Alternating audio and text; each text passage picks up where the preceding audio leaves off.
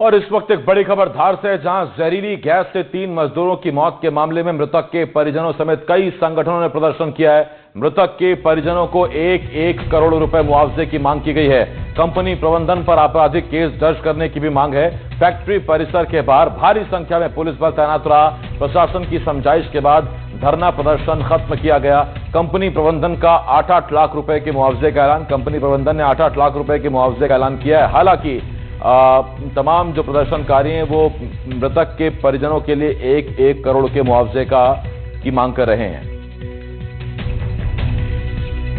हम लोगों ने जो पीथमपुर में एक हादसा हुआ है उसके विरोध में शवों को लेकर धरना प्रदर्शन दिया था।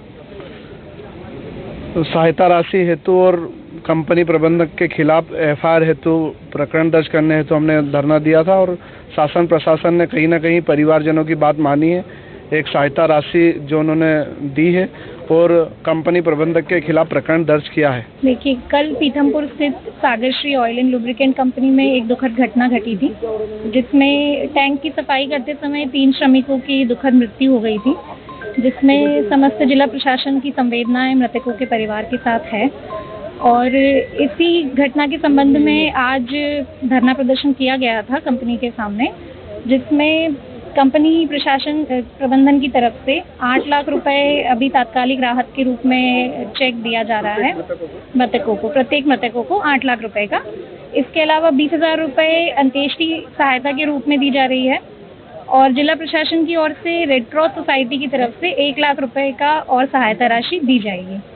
इसके अलावा मैं बताना चाहती हूँ कि कलेक्टर सर की तरफ से मजिस्ट्रेट जांच के आदेश हुए हैं, जिसमें एक विस्तृत और निष्पक्ष जांच की जाएगी, जिसमें जो भी आउटकम्स निकल कर आएंगे, जिसकी भी गलतियां पाई जाएंगी, उस पर कठोर कार्रवाई की जाएगी।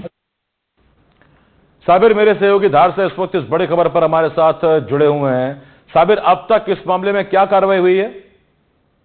जी बिल्कुल, मैं आपको बता दूं कि प्राथमिक तौर पर जो है एफआईआर दर्ज कर ली गई है और मजिस्ट्रियल जांच के जो है कलेक्टर द्वारा आदेश दिए गए हैं, जिसके तहत हर एक पहलू पर गहराई से और गहनता से जो है जांच की जा रही है। जैसे कि शुरुआत में जो जानकारी मिली थी उसमें ये पता लगा था कि मजदूर बिना किसी सुरक्षा उपकरणों के उस टैंक में काम कर रहे थे।